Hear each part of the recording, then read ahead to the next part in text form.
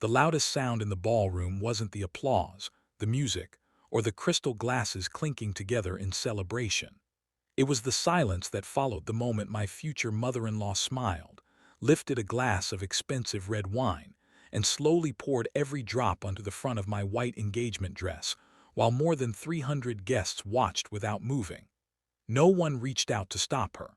No one told her she had gone too far. Instead, phones appeared from every corner of the room as people rushed to capture what they believed would become the most embarrassing moment of my life. I turned toward the only person who could have ended it with a single sentence, my fiancé, Ethan. He stood only a few feet away, dressed in the finest tuxedo money could buy, staring at me with eyes that carried every opportunity to protect me. Yet he chose silence. In that instant, I understood something that took many people years to learn. Sometimes the person who hurts you the most isn't the one holding the glass. It's the one who quietly watches it happen. The wine soaked through the fabric, leaving deep crimson stains across the dress I had dreamed of wearing since the day Ethan proposed. Around us, whispers spread faster than the music. Some guests smiled behind their champagne glasses. Others shook their heads, convinced they were witnessing the end of a relationship that never belonged in their world. Ethan's mother, Margaret, stood proudly in front of me as though she had finally won a battle she had been fighting since the day her son introduced me to the family. She believed she had humiliated me beyond repair. She believed I would cry, argue, or run from the ballroom.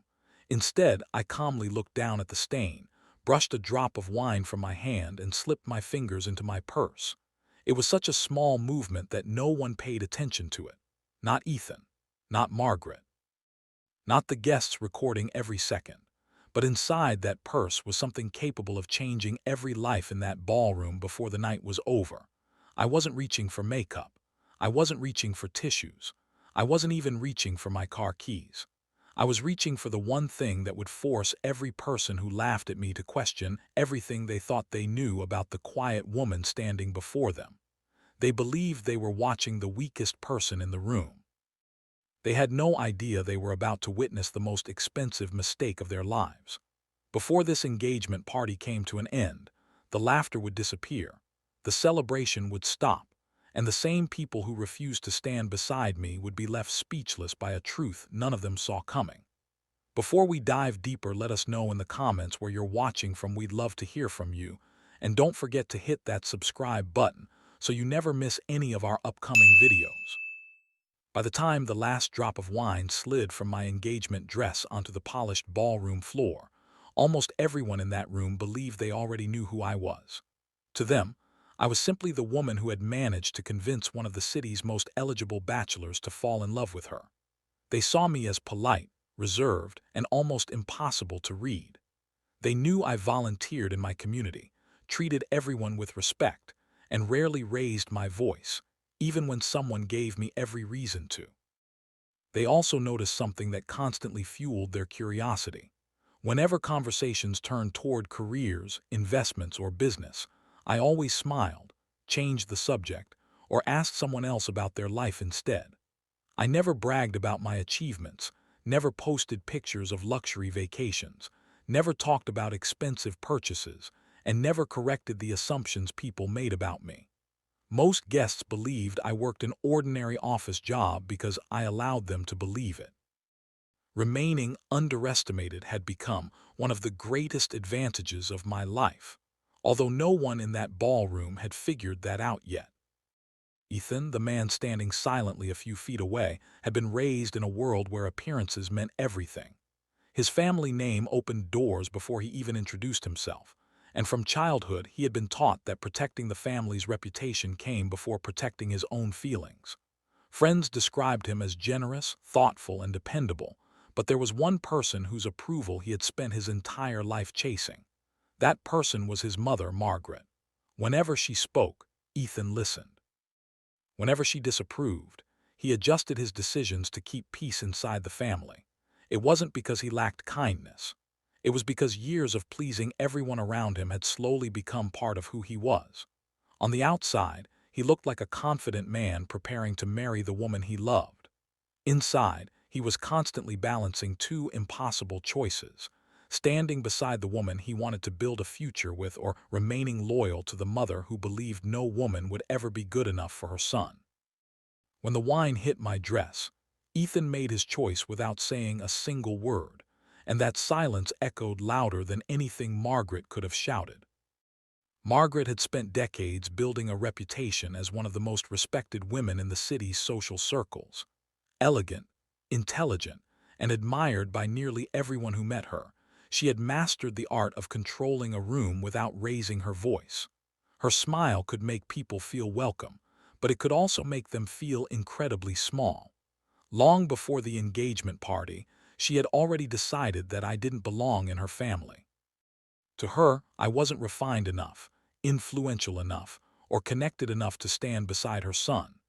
Every invitation she reluctantly extended carried an invisible reminder that I was being tolerated rather than accepted.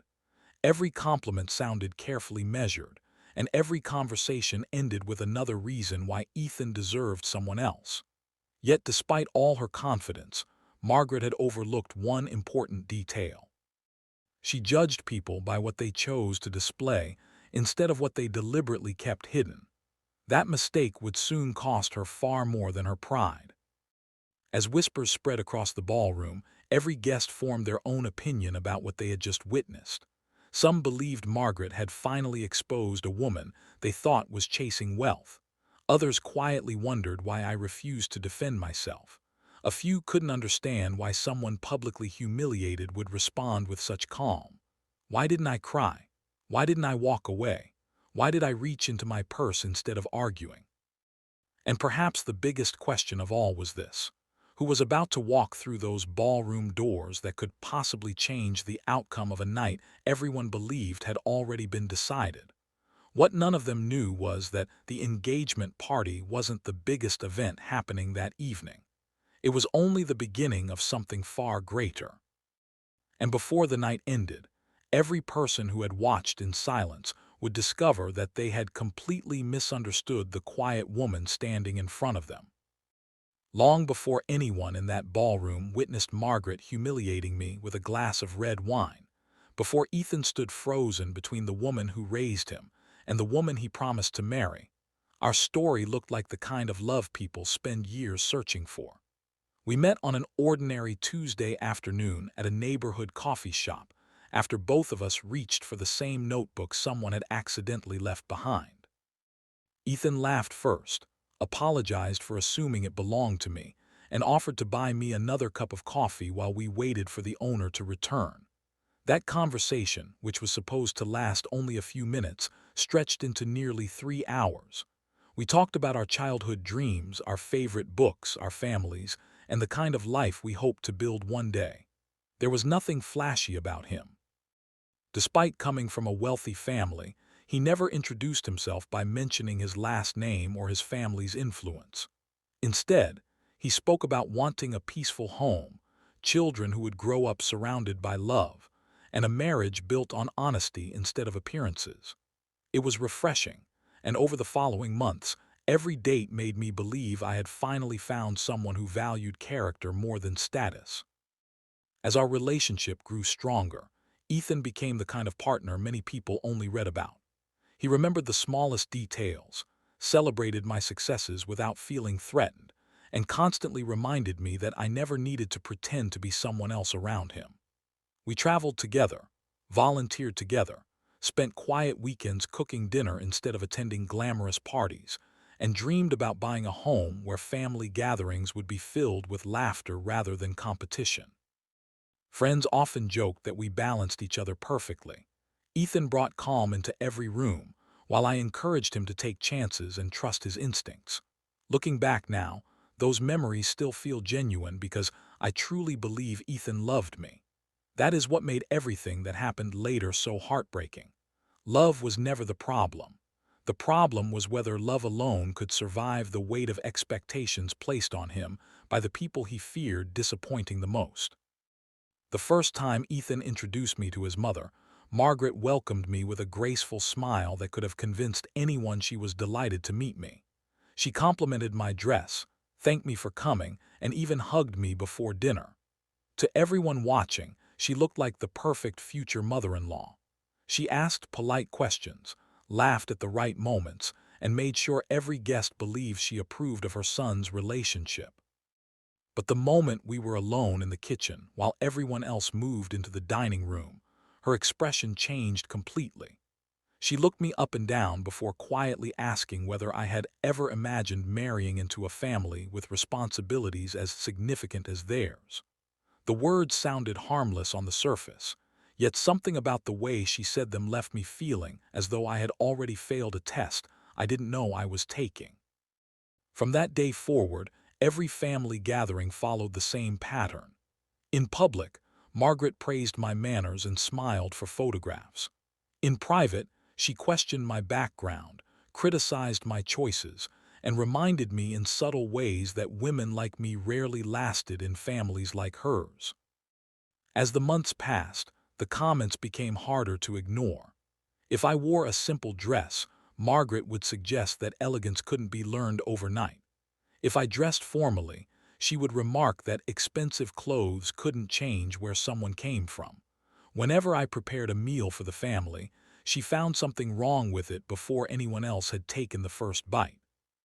Birthdays, anniversaries, and family vacations somehow happened without me receiving an invitation until the last possible moment.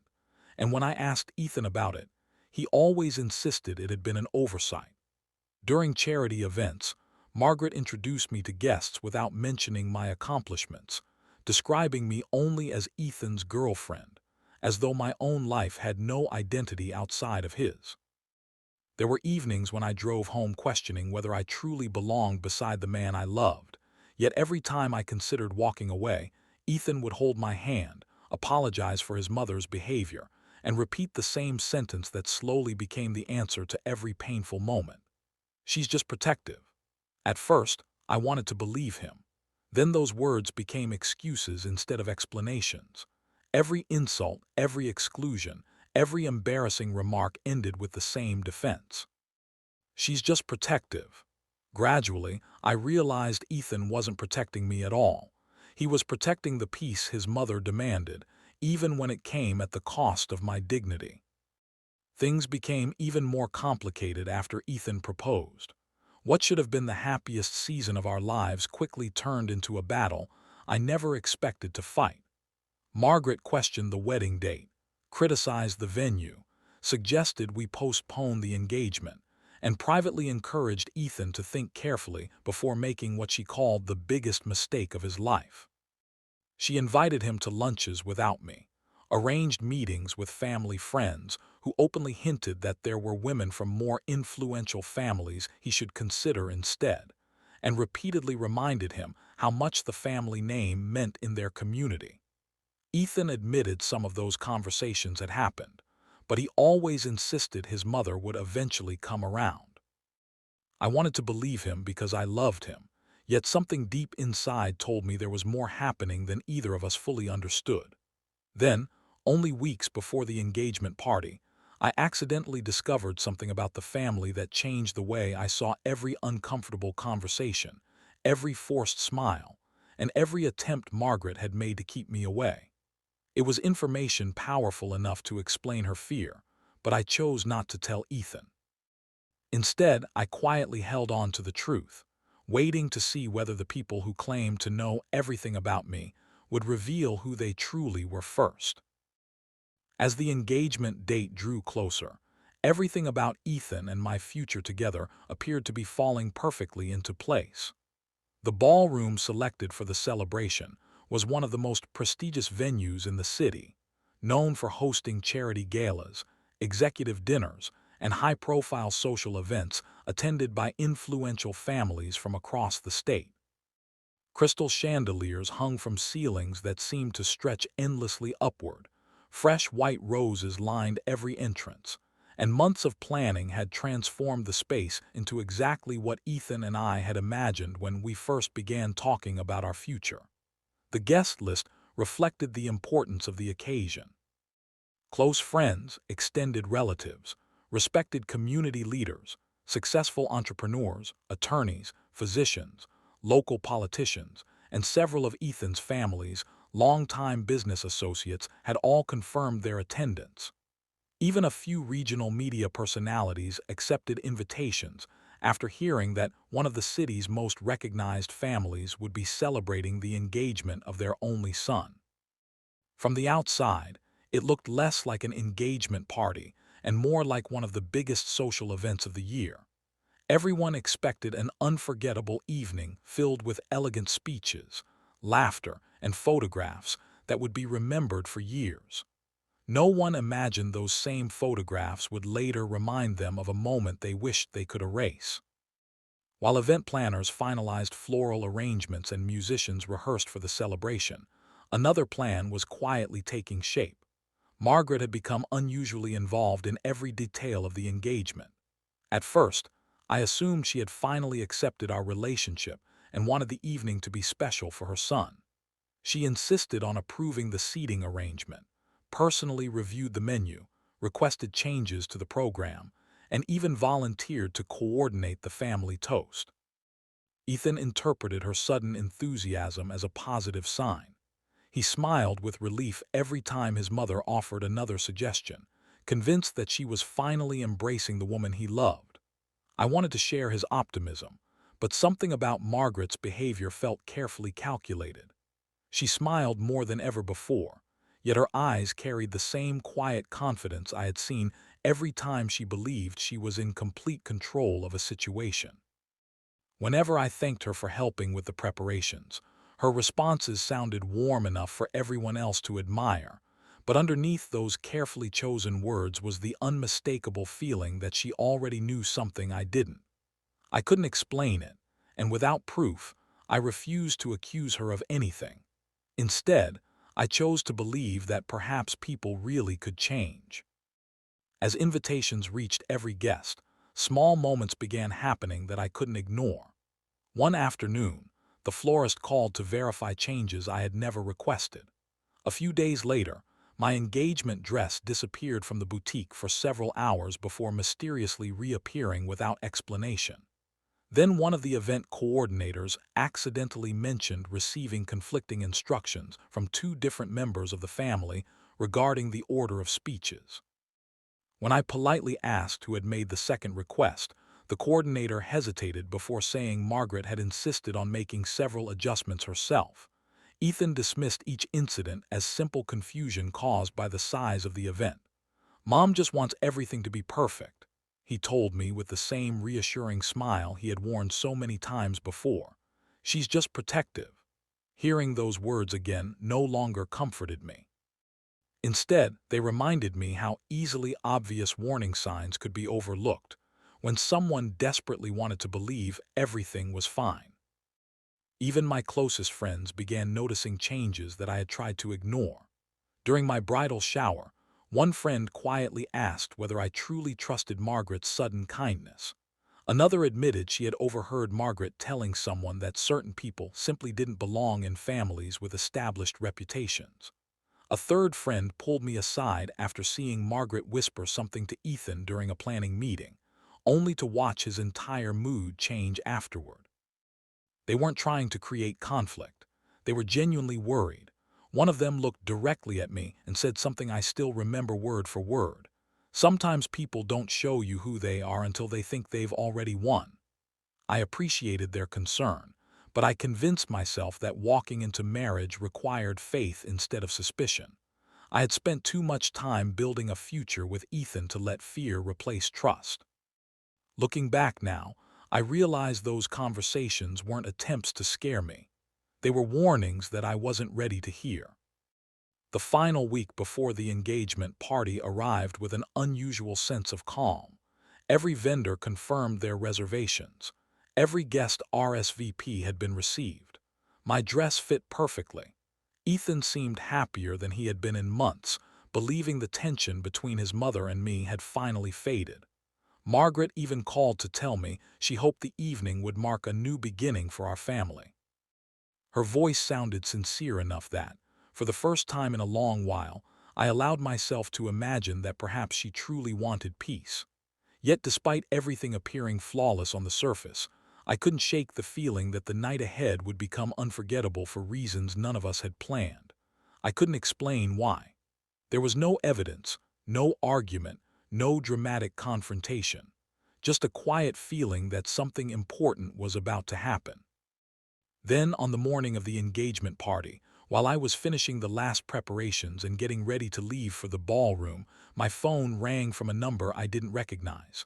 I stepped away from everyone else before answering. The conversation lasted less than 30 seconds. I listened carefully, closed my eyes for a brief moment, and responded with only 4 words. "Thank you. I'll wait." I ended the call, slipped my phone back into my purse, and never told anyone who had called or what had been said. By the time I arrived at the ballroom later that afternoon, I was carrying far more than excitement for the celebration. I was carrying a secret that would soon change the lives of everyone gathered under that roof. The ballroom looked exactly as Ethan and I had imagined when we first started planning our engagement celebration. Every table was covered in white linen, polished crystal reflected the warm glow of the chandeliers, and fresh roses filled the room with a fragrance that made the evening feel almost unreal. Guests moved gracefully from one conversation to another, laughing over childhood memories, congratulating our families, and raising their glasses to what they believed was the beginning of a beautiful future. A string quartet welcomed everyone as they entered, later giving way to a live band that filled the room with timeless classics loved by every generation. Servers carried silver trays filled with champagne, while photographers captured smiling faces from every corner of the ballroom. Looking around, it was difficult to imagine anything capable of ruining such a carefully planned evening. Ethan stood beside me greeting guests with genuine excitement, and for a brief moment, I allowed myself to believe that every difficult conversation, every uncomfortable family dinner, and every painful remark from Margaret had finally become part of the past. Even Margaret herself appeared unusually gracious, greeting relatives with elegance and thanking everyone for coming.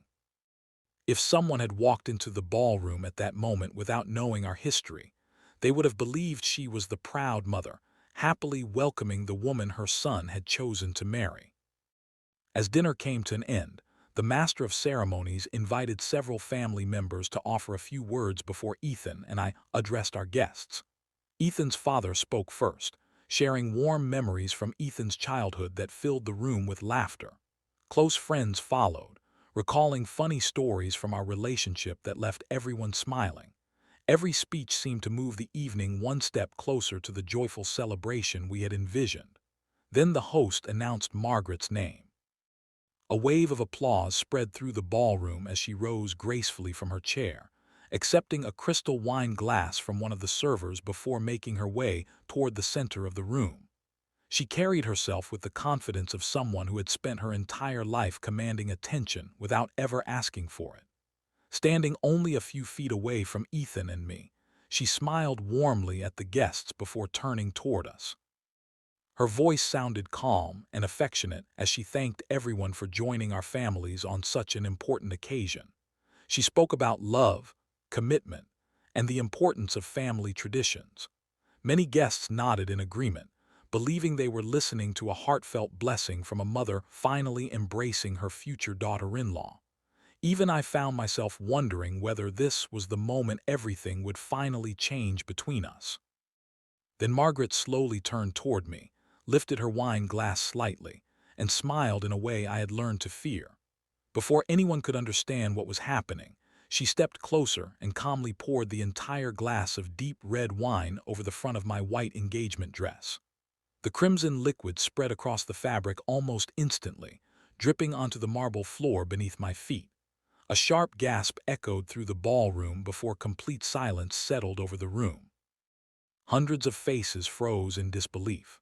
A few guests instinctively stood from their chairs while others covered their mouths in shock. Within seconds, dozens of phones appeared in the air as people began recording what they believed would become the night's biggest scandal. Some whispered my name. Others quietly asked whether what they had just witnessed was real. A few couldn't hide their amusement, exchanging smirks as though my humiliation had become unexpected entertainment. Margaret never apologized. Instead, she calmly lowered the empty glass, looked directly into my eyes and said, "Perhaps now you'll remember that some families cannot be bought with a pretty smile." Her words cut deeper than the wine soaking through my dress because they confirmed that this moment had never been an accident. It had been planned. Every eye immediately turned toward Ethan. Surely everyone thought he would step forward, defend his fiancée, and put an end to this nightmare. He only needed one sentence. One word would have been enough. Instead, he remained completely still. His face reflected disbelief, confusion, and fear all at once, but none of those emotions became action. He looked from me to his mother and back again, trapped between the two people who mattered most to him. The silence he chose became louder than every conversation that had filled the ballroom only moments earlier. I searched his eyes for reassurance, hoping he would finally prove every excuse I had made for him was justified. But all I found was hesitation. In that instant, I realized the greatest disappointment of the evening wasn't Margaret's cruelty. It was Ethan's inability to stand beside the woman he had promised to protect. Around us, the whispers grew louder. Some guests quietly defended Margaret, suggesting she must have had a reason. Others pitied me. A few simply continued recording, unwilling to miss another second of the unfolding drama. Yet the reaction everyone expected from me never came. I didn't shout. I didn't accuse Margaret. I didn't throw a drink back at her or storm out of the ballroom. I simply looked down at the wine staining my dress, reached into my purse for a handkerchief, and slowly wiped a few drops from my hands. My heartbeat remained steady. My breathing never changed. The room became increasingly uncomfortable because my calm made no sense. Margaret had expected tears. Ethan expected heartbreak. The guests expected chaos. Instead, I offered them silence. The more composed I became, the more unsettled everyone else appeared.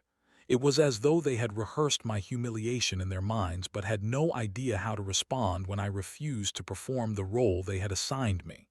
Margaret's confident smile began to fade ever so slightly as she realized I wasn't reacting the way she had imagined. Without saying a single word, I slipped my phone from inside my purse beneath the stained fabric of my dress, typed a short message, read it once, and pressed send. The entire action took only a few seconds, and almost no one noticed it. Those who did assumed I was texting a friend for comfort or arranging a ride home. They couldn't have been more mistaken. That one message wasn't asking for sympathy. It wasn't asking anyone to rescue me. It was quietly setting something into motion that could no longer be stopped. By the time the recipient read those few words, the fate of everyone still standing in that ballroom had already begun to change. For several long moments after I pressed send, nothing appeared to change. The guests continued whispering behind their champagne glasses. The musicians stood awkwardly without knowing whether the celebration should continue, and the photographers who had spent the evening capturing smiling faces now pointed their cameras toward the woman standing in a stained white dress. Margaret folded her arms with quiet satisfaction, convinced that the silence filling the ballroom was proof she had won. Ethan remained rooted in the same spot, staring at me as though he wanted to speak but couldn't find the courage. Around us, conversations became louder. Some guests criticized Margaret for humiliating me so publicly, while others insisted she must have had a reason. A few people even suggested that perhaps I had hidden something from Ethan's family, and this was simply the moment the truth had finally come out. It amazed me how quickly people were willing to create stories instead of asking questions. Very few cared about facts.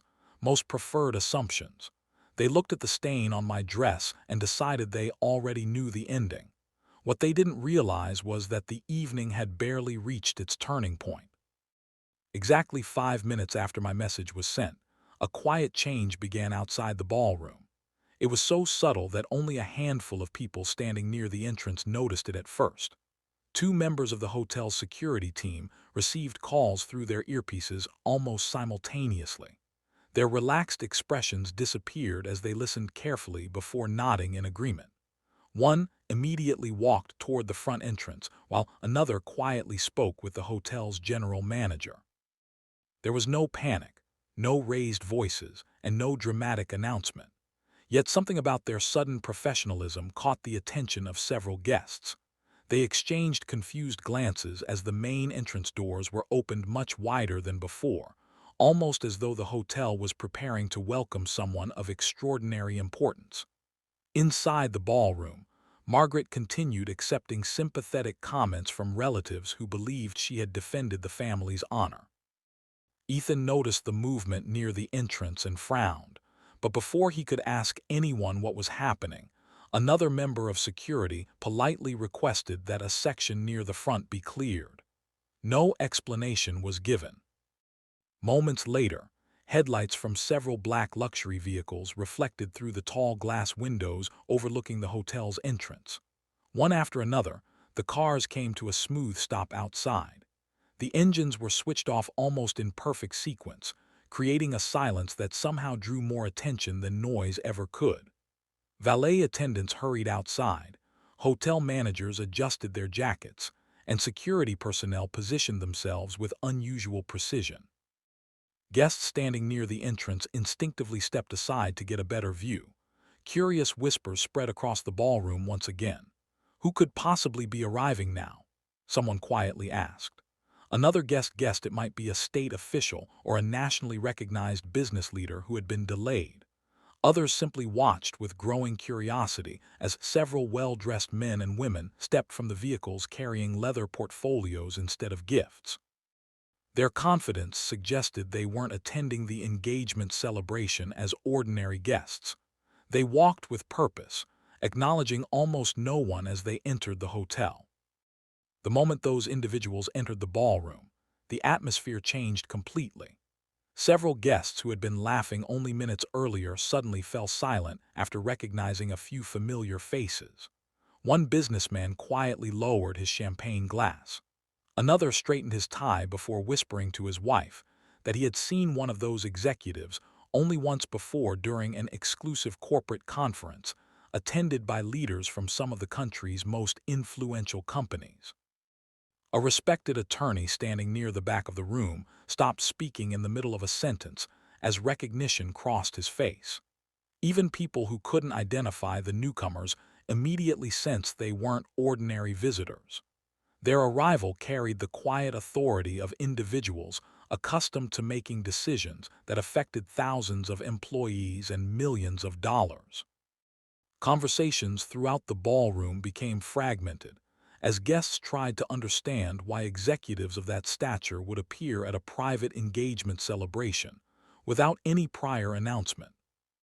Ethan looked from the entrance toward me, then back again. Confusion slowly replaced the embarrassment that had filled his face moments earlier. He leaned toward his father and quietly asked whether he had invited additional business partners without mentioning them. His father appeared just as puzzled, shaking his head while watching the unexpected guests continue across the ballroom. Margaret's expression also began to change. The confidence she had displayed after humiliating me slowly gave way to uncertainty. She recognized one of the executives immediately and instinctively forced a polite smile before realizing he hadn't looked in her direction even once. For the first time that evening, she appeared uncomfortable. She whispered something to a close family friend, who simply shrugged because he had no answers either. Margaret's eyes shifted from the executives to me and back again. A question she had never considered before quietly entered her mind. Could their arrival somehow be connected to the woman she had just humiliated in front of hundreds of witnesses? Despite everything happening around me, I remained exactly where I was. I didn't rush toward the entrance. I didn't wave at anyone. I didn't attempt to explain myself to Ethan or defend my silence before the guests.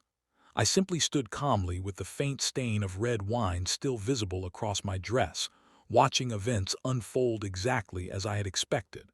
That calm unsettled everyone far more than anger ever could have. People began noticing that I wasn't surprised by the arrival of the luxury vehicles or the executives entering the ballroom. It was almost as though I had been waiting for them all along. Margaret noticed it. Ethan noticed it. Even guests who had never met me before sensed there was a connection no one else understood. The whispers grew louder with every passing second as the executives continued walking through the crowded ballroom without stopping to greet anyone from Ethan's family. Then the entire room fell silent once again. The man leading the group, a distinguished executive whose presence immediately commanded attention, looked around the ballroom only briefly before fixing his eyes directly on me.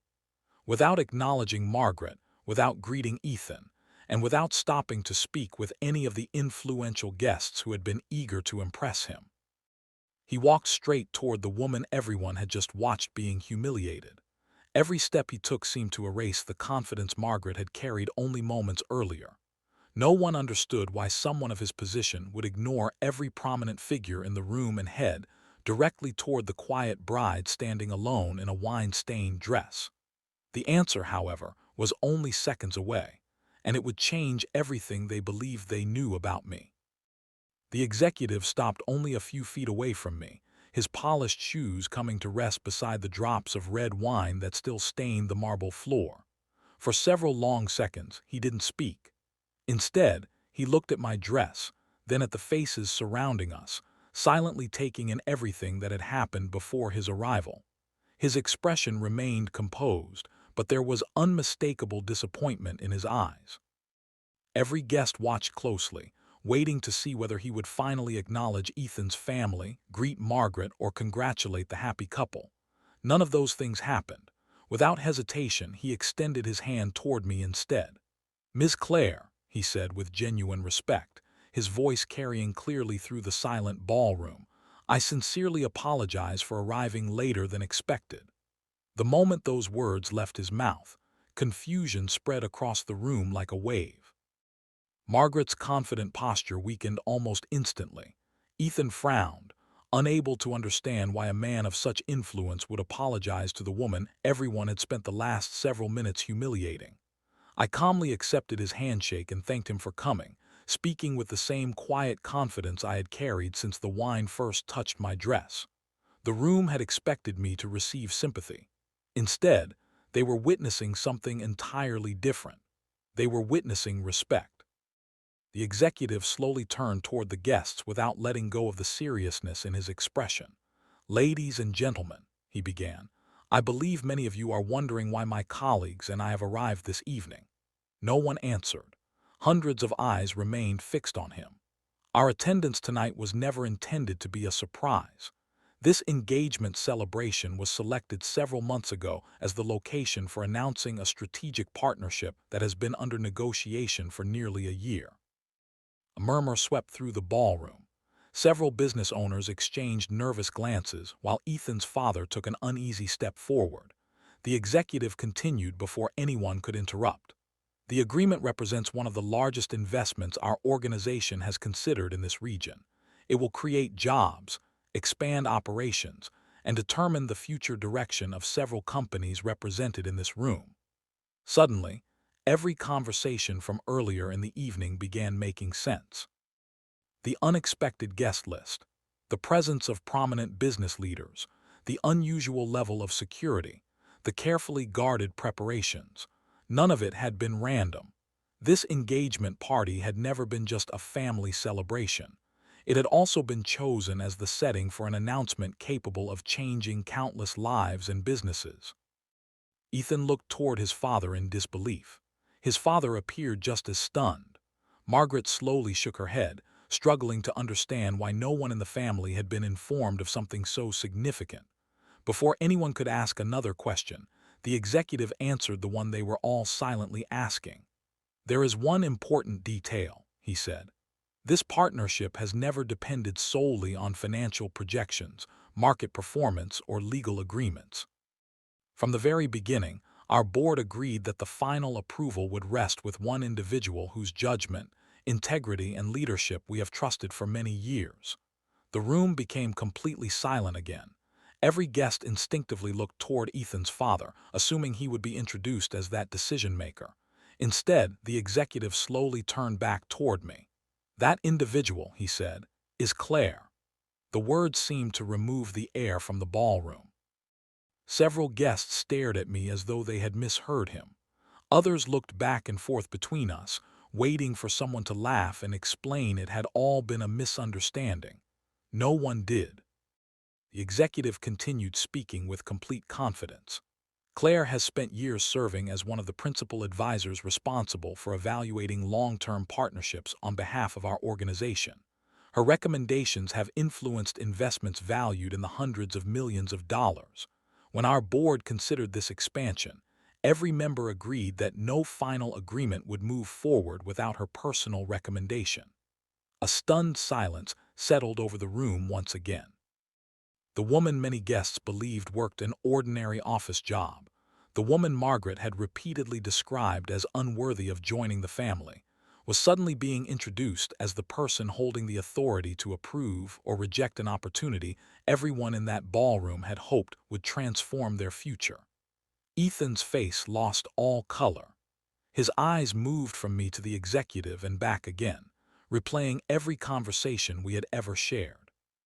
For the first time, he understood why I had never spoken about my career. I had never hidden it out of shame. I had protected it out of principle, believing that people should value character before titles and respect before influence. Margaret stood completely motionless. The same woman who had proudly poured wine over my dress only minutes earlier now found herself staring at the person whose trust had suddenly become more valuable than any social status she had spent decades protecting. Around the ballroom, executives who had previously remained in the background quietly nodded in acknowledgement as they recognized me.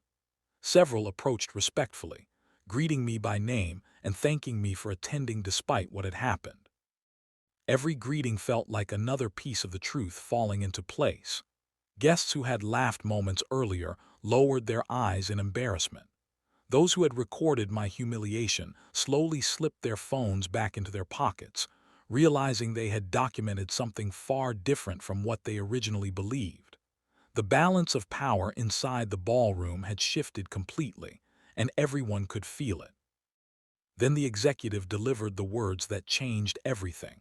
Looking directly at the room, he said, "Our organization places great value on professional excellence, but we place even greater value on character. Before announcing any partnership, we always pay close attention to how people treat those they believe have nothing to offer them. Tonight, every person in this ballroom witnessed such a moment. No one moved. No one attempted to defend what had happened. Ethan lowered his head, finally understanding that his silence had cost him far more than an argument with his mother. By failing to protect the woman he claimed to love, he had revealed something about himself that no apology could erase. And as the weight of those words settled over the room, everyone realized the evening was far from over. The most difficult decisions were still waiting to be made. The silence that settled over the ballroom after the executive finished speaking was unlike anything that had come before it. Only minutes earlier, that same room had echoed with laughter, applause, and whispered judgment. Now, no one seemed willing to meet anyone else's eyes. The confidence that had surrounded Margaret disappeared almost instantly. The woman who had spent years believing she could control every conversation, every relationship, and every outcome suddenly looked smaller than she ever had before. She glanced around the ballroom, searching for the familiar expressions of support she had always relied upon, but those expressions were gone. Even relatives who had defended her moments earlier quietly stepped back, unwilling to stand beside someone whose actions had just been exposed before hundreds of witnesses. Slowly, she turned toward me. Her eyes, once filled with certainty, now carried something they had never shown me before: regret. Her voice trembled as she struggled to find words that seemed impossible to say. She admitted that she had judged me without ever trying to know me. She confessed that she had allowed pride, appearances, and fear to become more important than kindness. Then, in front of everyone she had once hoped to impress, Margaret apologized. It wasn't the confident apology of someone trying to save face. It sounded like the quiet confession of a woman, finally realizing that one careless decision had destroyed the image she had spent decades building. Ethan stepped forward next, but unlike his mother, he wasn't searching for dignity. He was searching for forgiveness. His eyes filled with tears as he looked at me, no longer concerned about the opinions of guests, business partners, or family friends. For the first time that evening, he looked only at me. He admitted that he had failed in the one moment that mattered most. He confessed that he had spent years convincing himself that keeping peace was the same as doing what was right, only to discover that silence can become its own form of betrayal. He apologized for every time he dismissed my pain by saying, "She's just protective." He apologized for every family gathering where he expected me to endure disrespect in the name of harmony. Finally, he asked the question everyone already knew the answer to. He asked whether I could give him another chance. The ballroom became completely still again. No one interrupted. No one whispered.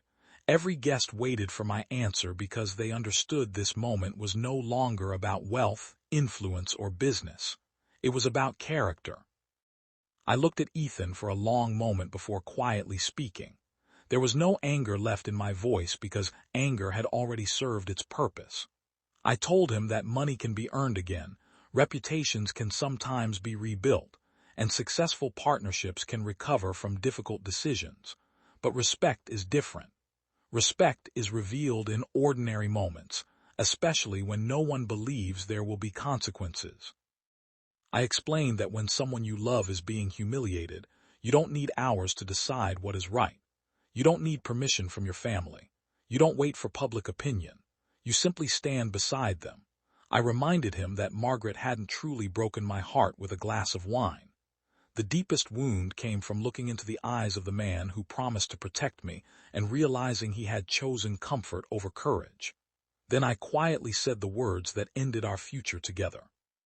The moment you stayed silent, you already made your choice. Tonight didn't end our relationship. It revealed the truth about it. Ethan closed his eyes as those words settled over the room. There was nothing left to argue. No explanation could rewrite what hundreds of witnesses had already seen. I thanked the executive and his colleagues for their professionalism, assuring them that my recommendation regarding the partnership would be based solely on integrity, transparency, and the long-term interests of everyone involved, not on personal revenge. The executive nodded respectfully because he already understood something Margaret never had. True leadership isn't measured by the power to embarrass someone. It's measured by the discipline to remain fair even after being deeply hurt. With that, I picked up my purse, straightened my wine-stained dress, and walked toward the ballroom doors. No one tried to stop me. The guests instinctively moved aside, creating a quiet path through the center of the room. Some lowered their heads in embarrassment. Others whispered quiet apologies as I passed. A few who had laughed earlier couldn't even bring themselves to look at me. The celebration that had been planned for months ended without music, without dancing, and without another toast. The chandeliers still sparkled above the ballroom, but the joy that once filled the room had disappeared, replaced by the heavy realization that respect, once lost, cannot simply be restored with an apology. Looking back on that night, I realized the most painful betrayals rarely come from strangers. They come from the people who were given every opportunity to stand beside us, but chose not to. Yet I also learned something equally important. The greatest victory isn't making the people who hurt you suffer. It isn't public revenge or proving that you were more successful than they imagined. The greatest victory is refusing to let someone else's cruelty determine your worth. Real dignity doesn't come from wealth, influence, or titles. It comes from walking away with your values untouched, even when everything around you falls apart. Margaret lost the image she had spent a lifetime protecting. Ethan lost the woman he truly loved because he remained silent when his voice mattered most. And I left with something far more valuable than either of them expected. I left with my self-respect. Now I'd love to hear your thoughts. If you were in Claire's place, would you have forgiven Ethan after everything that happened? Do you believe Margaret deserved a second chance, or had she crossed a line that could never be undone? And what would you have done if someone humiliated you in front of hundreds of people, while the person who claimed to love you said nothing? Share your thoughts in the comments because every perspective tells a different story. And if you thought this engagement party ended in an unforgettable way, wait, until you hear the story of the billionaire who discovered the truth about his fiancée just moments before saying, "I do." Subscribe.